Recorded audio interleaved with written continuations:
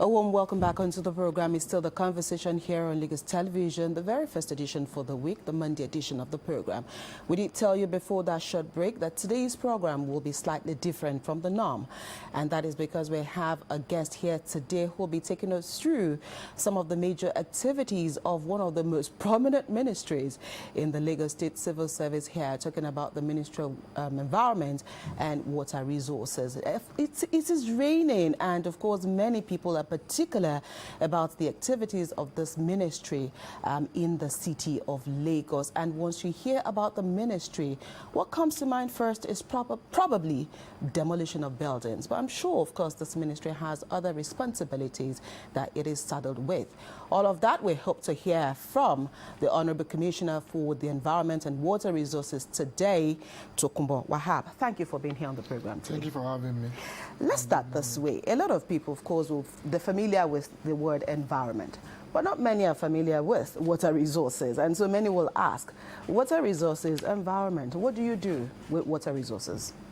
Okay, thank you very much, and good morning, Lagosians. Good morning. Good morning, Jibola. Good morning, my sister. The Ministry of Environment and Water is about the biggest ministry in the state. Under the ministry, you have the Lagos State Waste Management Authority to take care of municipal solid waste. Then you have the LASWAMU to take care of our liquid waste. Then you have LASA, Advertising Agency Regulator. Then you have LASPAC, Parks and Gardens. Then you have Lagos State Water Corporation. That is the big elephant. And then you have LASWACO, that's the Regulatory Commission. And then you have, there's one more. Then you have the enforcement arm, that they used to call KAI. So these agencies make up a leg of the ministry, Right. Office of Environmental Services. Then you now have the drainage services. Under drainage services, you have other agencies like you have the DEC, the enforcement unit. You have the design and planning units. You have the FAG and maintenance The drainage desk. clearing. So this is the whole gamut of what makes up the Ministry of the Environment and Water Resources. Water resources. So you can't really separate water from environment. And let me also try to clarify it. We don't demolish properties in the ministry. The enabling law allows us to remove that's the operative word, remove every form of contravention on the canal or the right of way or even on the setback that will inhibit the flow of storm water, rainwater. And Lagos being a coastal state, we have an existential challenge. We are slightly above the sea level. And it means if it rains heavily, the sea level, the lagoon level will be up. Right. No matter the super infrastructure you have in place, the resilient infrastructure to discharge, it will take a while for such to discharge if the discharging outlet is the lagoon or the sea. So you have to hold back a bit, and then you have flash or ponding, which means for some minutes or about an hour or two, the water will not be able to discharge until that sea or tidal level goes down, and then it discharges. So that's about what it's about. So we go from taking care of the environment, sanitary issues, enlightenment and advocacy, to the hard environmental issues like water, drainage services. So the whole gamut is what we handle in the Ministry of Environment and Water Resources. Okay, Honorable Commissioner, NIMET had warned at the beginning of the year that the rainfall for this year is going to be quite intense. And of course, we also what happened last week, Wednesday, people were panicky, and of course, you told them to calm down. I just want to know what are the short-term, mid-term, and long-term plan of the ministry in preparing for this huge rainfall that we are going to have this year? Now, let me start by saying NIMET warning came based on what we all had discussed over time. Global warming is real. climate change issues are real and they are here to stay. And like President Obama did say, we are the first generation that feels the impact of climate change, and we are about the last generation that have the responsibility to fix it. And we can't afford not to fix it. So when the announcement was made, we have been interfacing with NIMET. We had a press conference and we started a very strong advocacy, telling our citizens that if you are in the low-lying area, you have to prepare to move out because this rain this year will be much. On our part also, we didn't stop at the advocacy level. We ramped up our drainage clearance project and we ramped up provision of resilient drainage infrastructure, which was also giving us the comfort to say to Lagosians last week, calm down. This storm water will ease out within, I even gave a time within an hour or two. That was based on what we had done in the past few months in the ministry, preparing for this. And on the long term, a lot of other approaches have to come into play. One of them is advocacy. Advocacy that goes beyond even the drainage construction system. That goes to why we have to ban styrofoam. To tell people that styrofoams are non-biodegradable materials. And they clog the waterway, they clog the aquatic life. They are destructive to us, even our health are in danger. To let people take ownership of it. To also tell our citizens that, look, you have to understand that global warming is real. Climate change issues are here to stay. Hence, take ownership of your environment. Hence, we say to them, see something, say something. Don't let your neighbor become an impediment to your environment. Once you see them do what is wrong, like discharging their waste into the drainage system, blow a whistle. Let us put them or push back at those kind of elements in the system. These are issues that are both short-term, medium-term, and long-term. As a state, what I will give to this governor and his deputy, and even the House members, they've taken the issue of the environment so seriously, to the extent that they don't like starving the ministry of anything that it requires, even if it means the assembly going beyond to give them the approval they require. They do it. The assembly has done that for us. So we'll keep ramping up the infrastructure to provide secondary and primary resilient infrastructure for storm and rainwater, to also keep dredging the canals, because that's a continuous process. Don't forget, Lagos is sitting on 3,577 square kilometers of land, but it's housing 22 million people, for God's sake. That's 10% of the population of the country are in this small space, and a third of this space is water. So we need to contend with that. We need to contend with the environmental issues you throw up, like air pollution, noise pollution, and all sorts. These are waste disposal, which we are fixing as we speak. We're taking very proactive, deliberate steps to fix those things. All right, John? Still talking about waste disposal, something happened last week. Someone blew the whistle, on X, and we saw that that house was sealed. So for those who are not aware, I want us to address the issue of illegal dumping of waste product. What are the penalties for violators? Thank you. The Lagos State Waste Management Authority does have some powers. But those powers are not just vested on them from the heavens. It was vested on them by the enabling law of 2017. They can fine you, but they won't fine you whimsically. They have to take you before a constituted judicial arm, the magistrate. So the magistrate will take ownership of the process and determine how culpable you are. And that also speaks to the issue of civility in the system. So once there are laws and there are infractions, there must be consequences. You see, people don't seem to understand why we are going on this path as a ministry. Developments are born out of deliberate actions. People need to understand that once you don't have consequences for bad behavior, we are treading towards an Obesian state, where life becomes nasty, brutish, and short. where people just wake up and do whatever they want. That impedes development. I've seen people speak in all sorts of poetry, sweet words, but this is governance. Governance is tough. You have to take very tough decisions.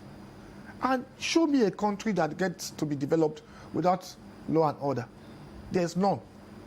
So I said to those who that likes the political whistleblowing and demagoguery, that wait for elections in the next 3 years. You can do whatever you want.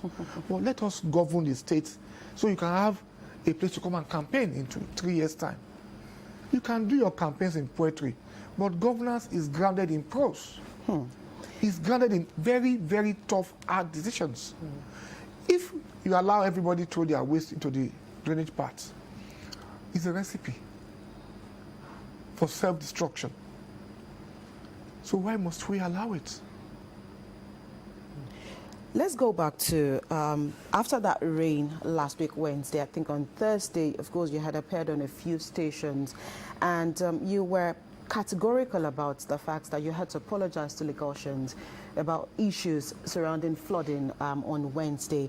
So so now the question is, you took responsibility for what had happened in some of the areas, while some people had also said the government is not going about removing illegal structures the appropriate way, terming it as being political or otherwise. So let's marry that apology with the attitude of Lagos residents, as well as people not also wanting to take charge when they err under the law. You can't make the omelette without breaking the egg. You can't. It's totally impossible. Something must give. Right. If you've had people that have been brazen through the years, brazen to do things that are not right, and believing the day of reckoning would never come. The day of reckoning comes, they will push back. They won't fold their hands. Okay. They are entrenched members of the society too. What happened last week was quite unfortunate. Nature will be nature. Even with the best of infrastructure you had put in place, when nature chooses to take its course, it will. Right. What you can do is to mitigate the damages. And that mitigation will not come overnight. It will have come based on what you have prepared Before then. to ease up whatever the impact of nature will be. I said to people, I said, flooding doesn't know your tribe. It doesn't know your creed. It doesn't know your religion. Neither will flooding know your language or your tongue. Flooding is a cause of nature. Australia is going through so much in the past few hours. I had to send a message out there that, look, I feel your pain in Austria. It's nature. Let us take ownership. Okay. Dubai had a very bad impact Right. towards the end of last year. Brazil lost lives. Kenya lost so many lives. Southern Florida has been ravaged with so much flooding. This is global warming implications, and we're feeling it. We have a choice to behave the ostrich by saying it's not real, it's government. I won't go that part. So the apology flows from a point of, look, Lagosians, we're sorry your lives were disrupted for some few hours. That is taking ownership. That's why I owe Lagosians. Right. That's what my principal and his deputy owe Lagosians. And we now have to explain why those disruptions happened for a few hours. And then reassure them. It wasn't based on lack of planning. It was just based on the fact that this happened because of this intensity of the rainfall for 10 non-stop hours. Okay. But we won't stop at that. We now have to ramp up and see where we failed. Right. We failed in some areas. We failed in the area of messaging. Maybe we could have done better ramping up our advocacy and our messaging. Okay. Like they say in Yoruba, "Kokoko no man dafa aditi." You have to let people know that this thing is real. Maybe we failed in the area of intelligence also. But at the end of the day, we did all we could. And I will still give it to the ministry and the staff, the 518 members of EFAG, for being on ground from 4 a.m. Those are the men that will always be out there in the rain, in the storm, and they're always digging deep. So that's point we came in for with the apology. Now, for those playing the politics, I'm not into their politics for them. I won't even give them the energy. I won't even give them the hair. I don't have that time. We've got work to do. We've got Lagosians to serve. And in as much as we know what they are doing, they are dog whistling. Right. Believing, oh, these removals are against a certain tribe. I don't know those things. I don't even want to know them. And for their information, when we chose to open up System 44, Ikota from Mobile or Gombo down to the Ikota Creek, it was based on a petition by 12 villages that were moved and relocated from Morocco. We chose to do it because it was an essential challenge for them. Those villages were perpetually flooded. And we went there, we saw wickedness and man inhumanity to man. Right. Developers had blocked, they had obliterated a canal to something so small that it won't even take the discharge of water. And we had choices to make. And that's where governance comes in. In the course of making those choices, our party members were affected.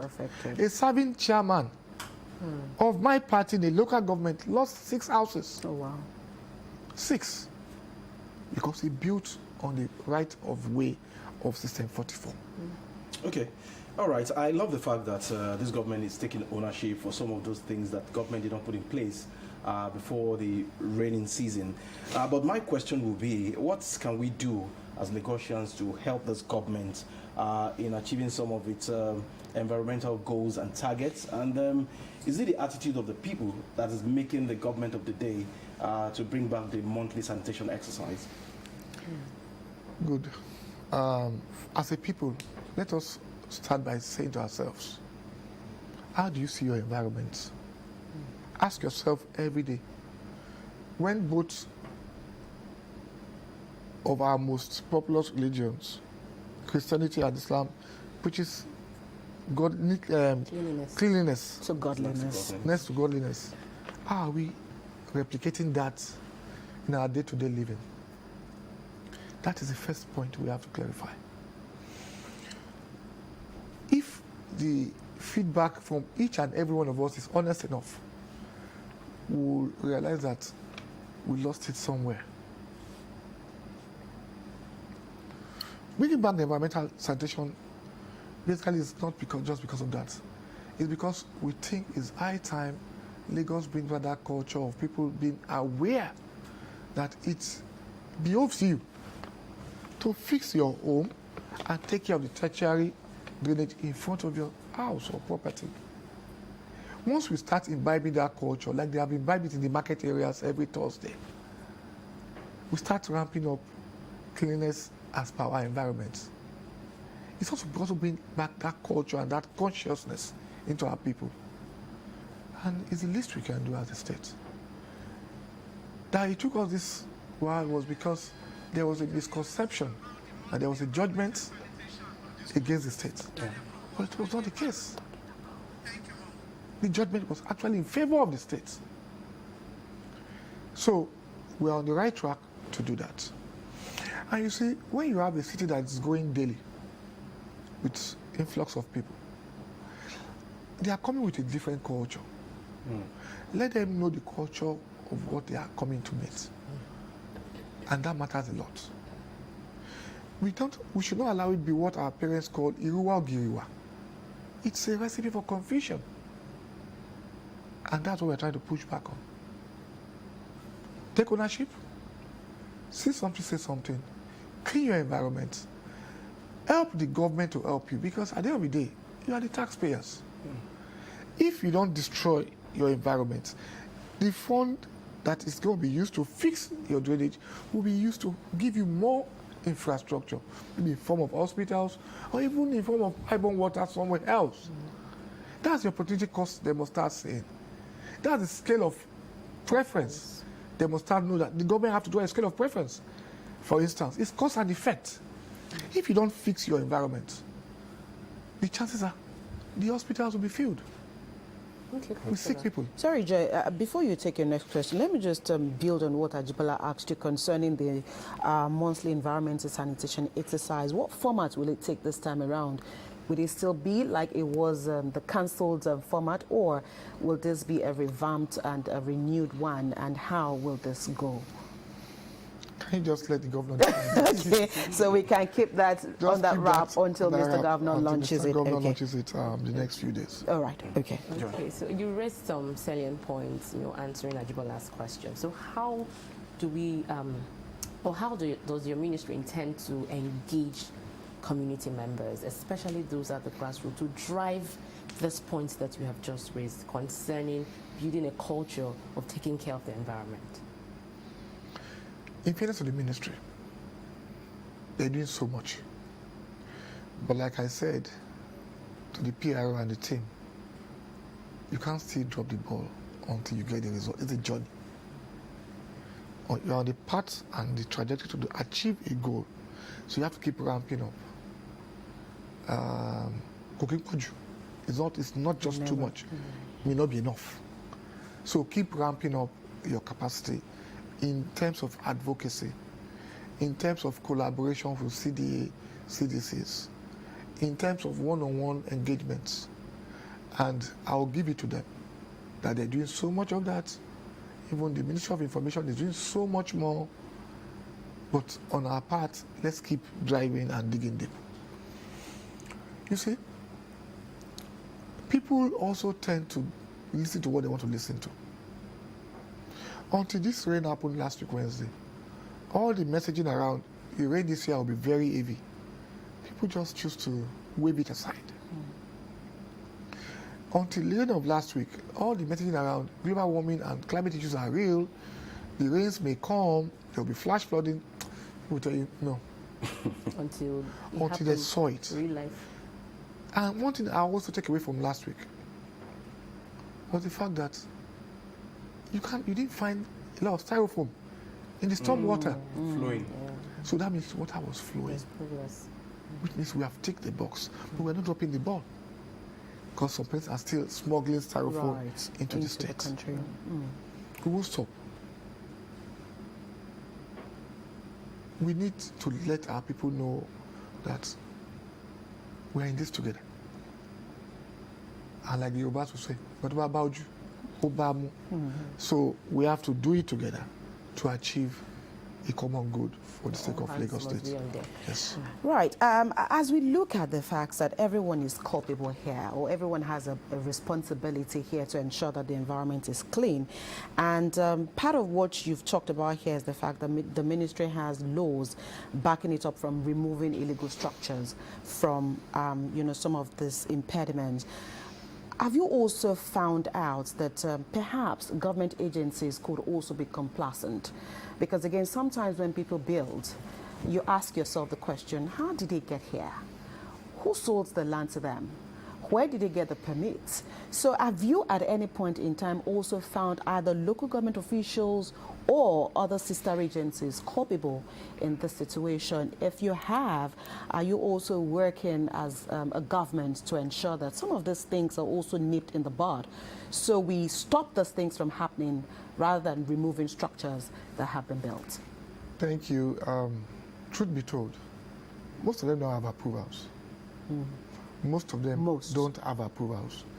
And I've been calling them out that if you have an approval, Show your approval. show your approval or take us to court. You see, I will still also exonerate one or two lapses. It happens. For the 12 that were chosen by Christ on the lane of the Holy Ghost, there was a Judas. So that you can't excuse. Right. But the truth is, when people choose to break the law, they'll do everything to break the law. What we need to now do, let there be consequences for such actions. If in breaking or causing that breach, you think a public servant is culpable, let us know. There is a very robust system in place under the civil service rules to take care of that. But what I found out so far is that these persons, for reasons best known to them, choose not to come the route of approvals. Okay. If they come the route of approvals, they also choose to circumvent the process, which was what happened in the case of Mendevilla. Okay. You applied, but you chose to circumvent the process. All the requirements of your professional approvals were saying, ensure you have a setback between this and this point. You choose not to. Now, years down the road, the consequences came. And the law had to take its course. Right. But until the lion learns to tell his story, everybody will believe the story of the hunter. The government was never going to wake up and whimsically destroy people's property. No, it's not going to work. But when people know what they have done is wrong, one, and they chose to also stand and grandstand against the law. And we had explained this thing over time. I didn't start the process for Mendevilla, for instance. My predecessor in office, Satunji Bello, did. Had meetings with them, several meetings. But what did we find out? They would go to the media to start blackmailing. And then the flooding was getting worse. As the time we took over this process, it was a matter of how do we message and let them know that we can't continue on this path. We had a meeting with them. They were led into my office by the Honorable Member of Lagos Assembly, representing Kushofe constituency, Honorable Okola Osani. He said, yeah, it's recorded. And we said to everybody, look at this part of this Odo Yalaro. You all met Odo Yalaro here. This thing was created in 1974 by General Mobolade Johnson. How will you now tell the states that after encroaching on the wetland and the green area, that you are even taking the part of System 1 that is left? Arowo Jobe, Mende, Sholui, Bagada, Ogudu Orioke, from Ogba, gets to discharge through System 1. That's a lot. So how do we manage it? It's either we choose to cherry pick enforcement and let the rains and the flood come and affect 22 million Lagosians. Because that's the most strategic of all our systems, System 1. And you've encroached on it. And then you chose to play politics of tribe and dog whistling with it. And the question I asked myself was, what have we done wrong here? Your papers were not even correct. They were the system. In a good climate, that you charge you to court. Actually be charged to court. And who says we should not be doing that? Who says we should not be doing that? Are we going to get to that level where people will begin to pay for deeds to the state? We are getting there very soon. Okay. We are getting there very soon. Once they know there are consequences, Right. they will start changing their behaviors. And let us also be careful, because these persons are deemed to be big men in society. Let us start making examples of those big men. You see, the not so big men will fall in line. They'll comply. Okay. Right, they will. On the Themes Plus agenda of Mr. Governor, health and environment, they are together. And now we are dealing with the outbreak of cholera. Of course, poor sanitation is one of the things that could cause cholera. So I want to know how the ministry is working together with the Ministry of Health to at least assist the state government in battling with this cholera outbreak. I think when the Teams Plus agenda was drawn up, it was not a mistake that health and environment married together. And it's cause and effect. If your environment is not in good state, the health leg of it feels the impact more.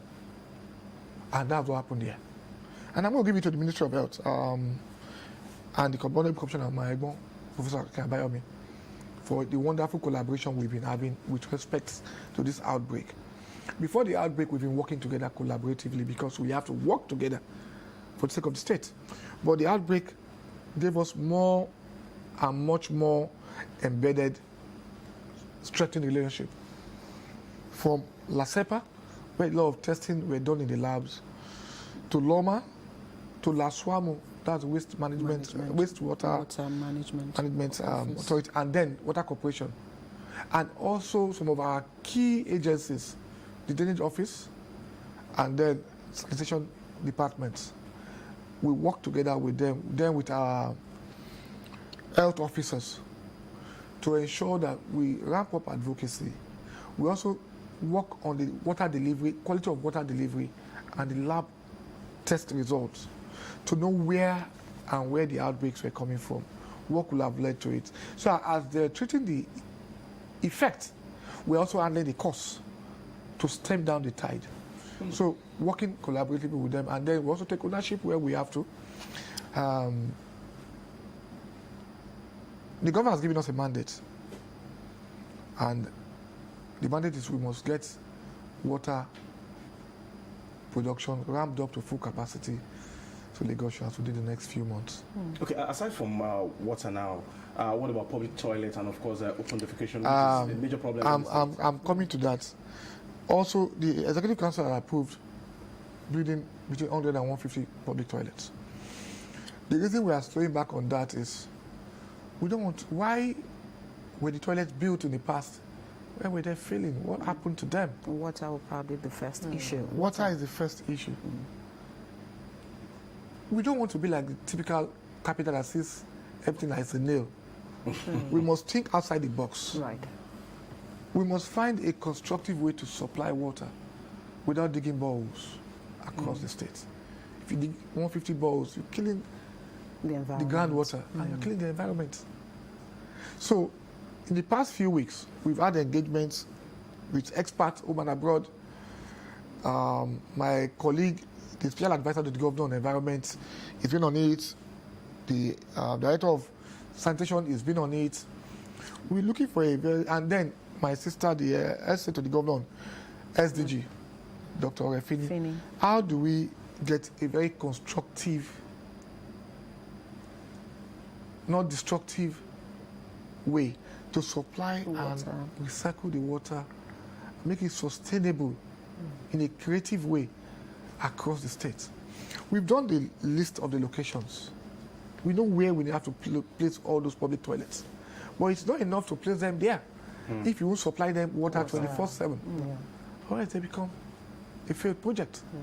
And we can't afford that in Lagos. So that's why it's delaying it. We've gotten the approval. In fact, I believe my colleague, the essay to the governor, Engineer Rotimi, is assiduously working on that design thing as I speak.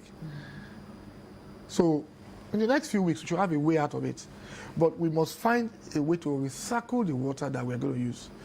Treat the water so they can be self-sustaining without digging the borehole across the state. Even if we are going to dig borehole, it's very minimal. Okay. Open defecation is something that has become a menace. No, it's a big one, and I'm glad. Let me even speak to that. The GM of LASEPA and his colleague in Ogun State are on a project in the next few days. And I think there is also a law and a regulation that says people that own eateries and those facilities, gas stations, must have public toilets to allow people to have access to them. But we won't stop at that. I know the state government is doing something about Kara in the next few weeks too.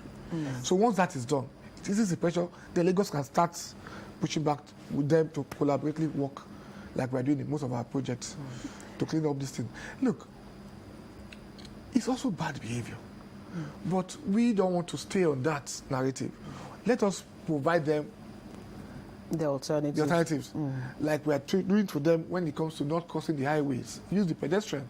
It's when we now provide the alternative and you are not using it. Then you can be prosecuted. You can start prosecuting. Let's quickly talk about Olusosun dump sites, because I mean, we can't have you here and not talk about that project. Those in that area at the moment are actually also calling on government to do something about that area. So what's the plan? I know years ago there was a plan to actually seal off Olusosun and or probably relocate Olusosun. But what exactly is happening? Olusosun will be decommissioned within the next 18 months. Okay. We call it decommissioning. Decommissioning, okay. And we've part of the PPP agreement we signed with Jospong for the waste to wealth project Right. also entails them to decommission Olusoso. Olusoso and Solos 3. Solos in Alimosho. Alimosho. And that must be done within the next 18 months. Okay. They've sent in the expert, they've done all the tests. But in the commission, you must also find a creative way. Right. The options on the table, we've agreed on them, and then 18 months is the deadline for that to decommission. It's a very massive place. It is.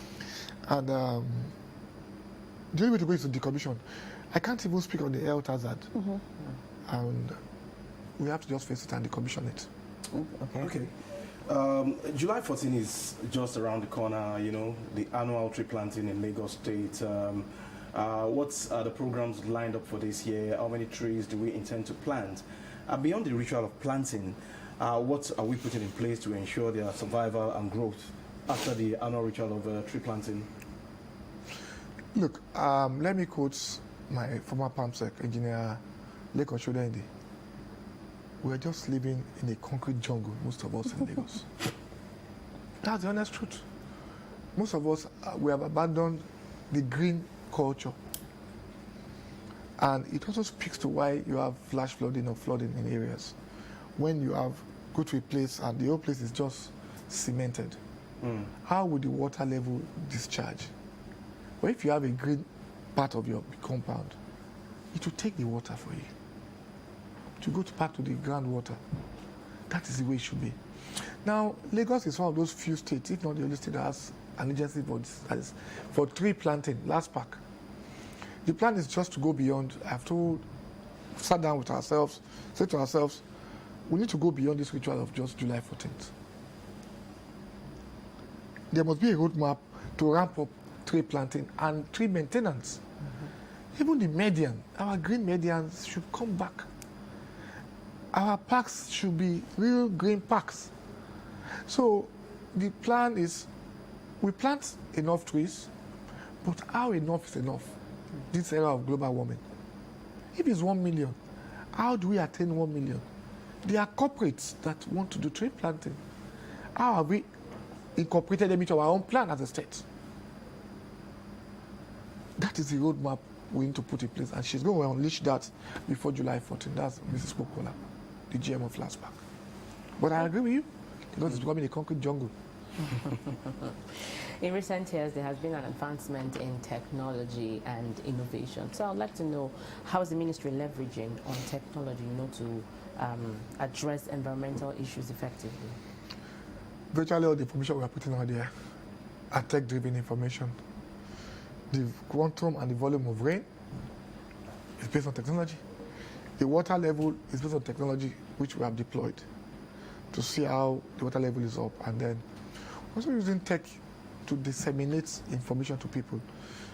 Look, we've left the realm of the conventional media. You need to put the information out there in a way that people can see them even walking, moving, whatever they're doing. So there are no excuses. So can we still do much more? I'll tell you yes. The plan is in place now that we should have what we call a war room. What's that about?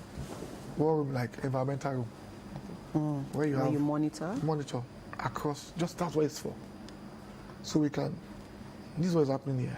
Beyond just the debts, the water level is up here. Your technology is being encroached on, but it's a long-term project. But it's part of what we're seeking to put in our budget for next year. So one of the places that a lot of people were surprised that got flooded last Wednesday was, of course, Olokbomiji area, just before the third mainland. Is that what has given, the ministry the matching order, those that have built illegal structures around the Bariga, Sholui area to take away their structures? Or did you find out? Okay. What we found out was there's a canal, a very wide canal, discharging from Bagada into Odialaro Systems 1. Okay.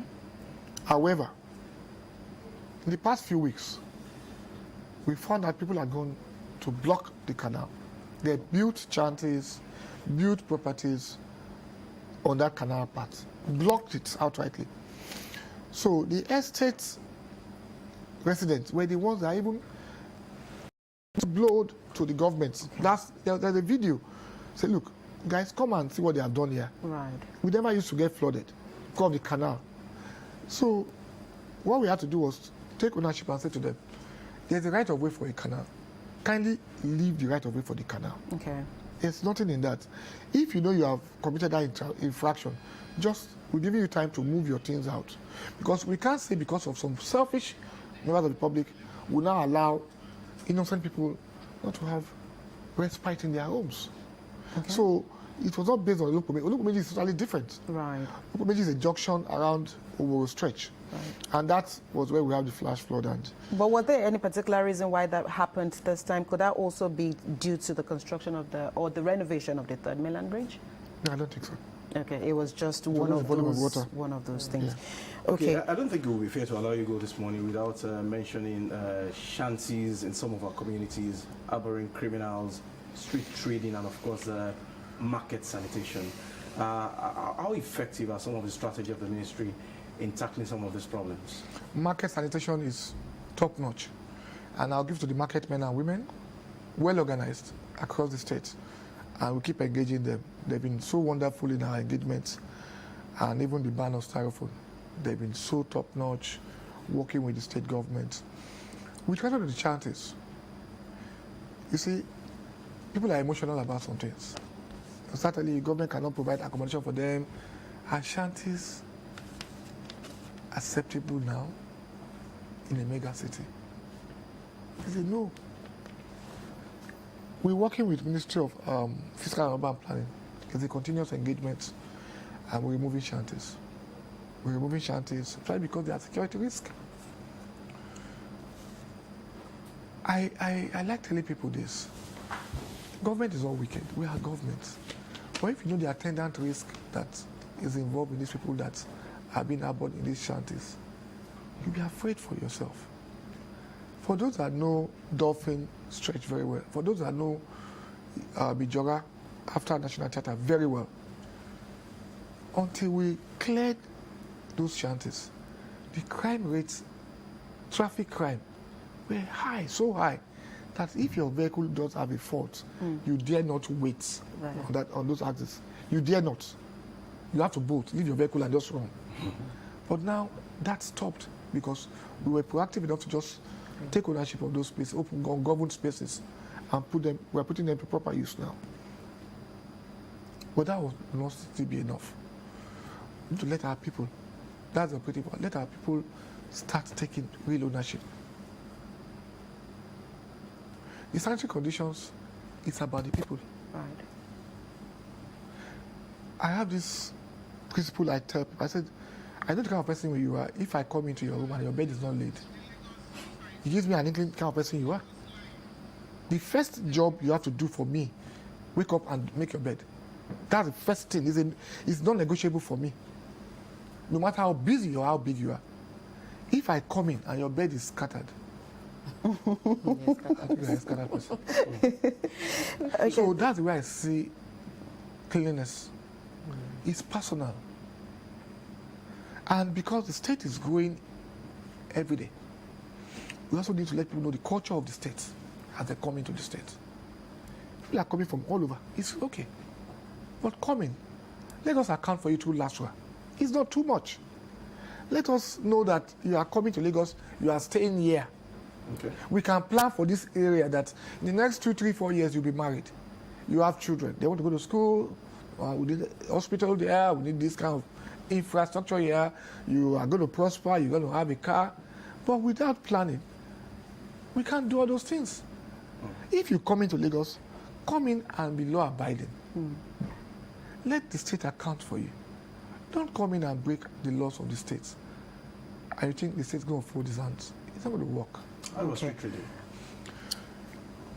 There's a ban on street trading, and we're enforcing it. We're enforcing it on a daily basis. We're not taking our legs off the accelerator on that at all. Okay, Honorable Commissioner, it takes only a passionate person about Lagos to actually reel out all that you've done here today. So we'd like to probe a little into your growing up in Lagos. Where were you born in Lagos? I was not born in Lagos. Okay. I'm a Lagosian. I'm from Ekpe. Okay. So Proudly from Ekpe. did you grow up in Lagos? A part of my life, yeah, Lagos. Where? Ekpe, that's my local boy. So how was that local boy? How was it? Typical young man growing up, rascally, but never took his eyes off the ball. Never ever. The academics must be top notch, but still have my way of being naughty with my friends. And went to Uniben afterwards, and yeah, back in Lagos. Okay. I started the early part of my life in River State, actually, Port Harcourt. Oh. And but Lagos is home. Lagos is home. So what were those things that Lagos taught you that you exhibited in other places? I mean, you just talked about the rascal you, the adventure, the Lagos boy in you, in those places that you went to. What stood you out? It's just my focus, my zeal, I believe, and I have this unwavering conviction in God and in myself. That if you put your mind to something, you can do it. And that's the way I've come into the Ministry of Environment and Water Resources. Okay. Yes. Will there be challenges? Oh, yes. But can we address those challenges collectively as a team? I'll tell you, oh, yes. And that's the way I have always taken life. We're going to have our low moments. It's a journey. But then we have our high moments. We'll celebrate it together. And that's what makes you a Lagosian, really. Happy, jolly, good fellow. If you are telling us now that you were rascally in those days, what were those pranks that you played? You don't want to know. Share one, just one. Oh, my friends that know. They They're know. watching this program. Maybe you just want to give them one signal that so that they'll remember No, that. they know. They know. They know. They know. They know. HC, do you socialize? Good question. Do I? Yes, but in the past few years, it has really gone down so drastically. When I was younger, I do a lot. Okay. Like My weekend starts on Wednesday. Not Friday. No, not Friday. And I tell people I used to work hard and I play harder. Oh. But with time, I had no time for those anymore. I seldom go to parties these days. I seldom go to parties. There's always work to do. I feel bad at times. I have to call some of my friends up. Guys, what's even happening? We have abandoned you to your work. So, but that's life. It's a phase. But I used to party a lot. I used to enjoy. I love traveling and I love football. Love traveling a lot. But also with time, things have changed in the country. To go to a neighboring state, you have to read your Psalm 23 like 100 times. If you're not careful. Are you an Arsenal or Madrid fan? Oh my goodness. I hate Arsenal. You didn't even like. No, I hate That Arsenal. question was deliberate. You hate Arsenal. So what? Arsenal is a mediocre London, not London. Oh my God, Arsenal fans. Sorry. So I'm a Madrid man. I know. And that's the most successful Spaniard. but that's the most successful football club in the world. By all standard. We are not as old as Arsenal, but we have 15 Champions League. See, you're not personalizing it. We. We. I'm a there are Arsenal fans in the studio. You're a stakeholder. I'm a stakeholder. I pay. I'm a registered Madrid man. Oh wow. So it's not just about mouth. All those English clubs are overhyped. Let me even put them the same way. Same All of basket. them. Oh my. Minus So Chelsea. he said all English clubs. Minus Chelsea, please. Chelsea, Bawo. Jibola, don't let him They are talk. mentioning animals that have on. That's not fair. That's a low one. Chelsea, Bawo now. You the Spanish You won people Champions League. say. I won Champions League. We won twice, Abi. Yeah. I won 15. Yeah, it doesn't matter. We are both winners. You're like Arsenal. Like Arsenal. Jay, do you have a question about his Lagos? Well, you know, looking at what you've been through in life, and then what advice would you have for the younger ones, that boy, that girl, you know, who is looking up to you, you know, what advice do you have for them? What were the values that you held on to and has made you who you are today? You see, there are some values that people don't espouse, but I believe in them. I believe in God. I believe there's a greater being that does have a say and authority in whatever we do in life and whatever we become. I also believe your destiny is in your hands. God will give you a right to choose. But whatever you choose now depends on you. I believe strongly that there's no alternative to hard work. You must work hard. For the young man and young woman out there, the values that we used to espouse growing up was that of it takes a village to train a child. You need to let us go back to that kind of those values. I see no reason why parents can't reprimand their children for doing what is wrong. Your child goes to a place, comes back with whatever is not his or ours, and instead of you to ask questions, you help the child to hide. Your child is not a launderer and is coming home with people's clothes. You should know that your child is a thief. Right. Those values were values that made some of us. Even when you are rascally, your focus is still on your academics, and your rascality is limited to those little pranks of a young man growing up. But things have changed. Things have changed so much so that I hear of parents going to bribe teachers for children's pass mark. I hear of parents reprimanding teachers for reprimanding their children. I hear of parents forming a group of Yahoo parents because their children are doing Yahoo. What kind of child do you want that person to be in future? It's for all of us. Our religious houses have also lost the glamour. It's not about posterity. It's not about prosperity. It's about now. What messages are you pushing out? It's not about telling people that you prosper if you know. It's about speaking those values that we grew up to know. Be your neighbor's keeper. Love your neighbor as yourself. If you love your neighbor, you won't go and steal from your neighbor. Absolutely. These are strong values. But when the religious artists have become more of prosperity message-driven places, it sends a wrong signal. Right. It means anybody can go out there and make money and becomes acceptable in society. It doesn't have to be that way. So these are the values I think we need to find a way to bring back. Our moral instruction in schools. Let parents also create time for their children. Yeah, things are tough. Cost of living crisis is real, it's global. But you must find a way to create a balance for your children. Because, like I said, there's a time you are old, you can't walk. It's that bed you fail to do in the morning. You come to lie on it. And for the children, take ownership. Ask questions. Don't short-circuit a journey. It doesn't end well most times. Believe in the values of hard work. Invest so much in yourself. Invest in your education. With education, you don't have to be rich overnight. Right. But you have a reassurance that you'll not be hungry.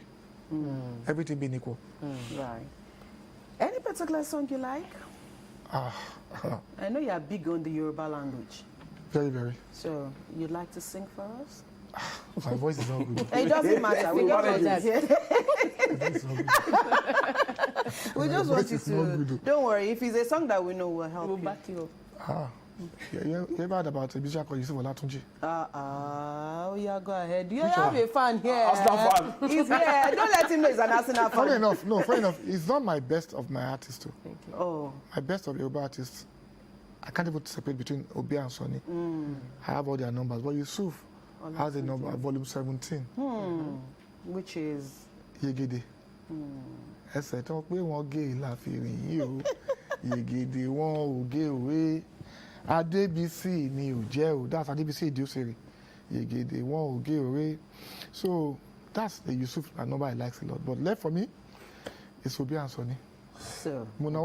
Cholera, mama. So apt at this particular moment. That's Before we allow you to go, Honorable Commissioner, what is it about Lagos that anytime you think about or anytime you see resonates wherever?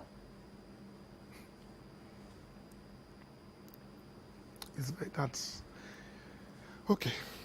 I tell people wherever I go in the world, if I'm out of Lagos for max 10 days, I become restless. I become so restless. I have to find a way of connecting back To Lagos. to Lagos. Is that Lagos is a city that is bubbling, it's full of life, it's energetic. The energy can drive anything. Right. And what we need to do is harness the energy to be positive. The nightlife, which some of us are not used to anymore.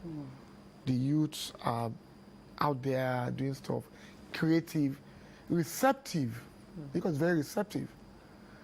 And Lagos bears so much prosperity. Amunilueko. Tiolegbe. All right. We do hope that you've had a good time on the program today, and you'll do us the honor of coming back again. I'll try. Okay. You will try. That's not promising, but we'll hold on to the you will try. So anytime we call on you, we'll use that. But you said you will try. Yes, I promise. All right. Thank you so much, Honorable Commissioner. Thanks for having me there. For coming on Thanks, the program madam. today. All right, of course, we've been speaking with the Commissioner for Environment and Water Resources, and he's taking us through some of these things, of course, that his ministry does in the city of Lagos. And of course, I'm sure you've also had a little peep into what makes Lagos tick for him. We took a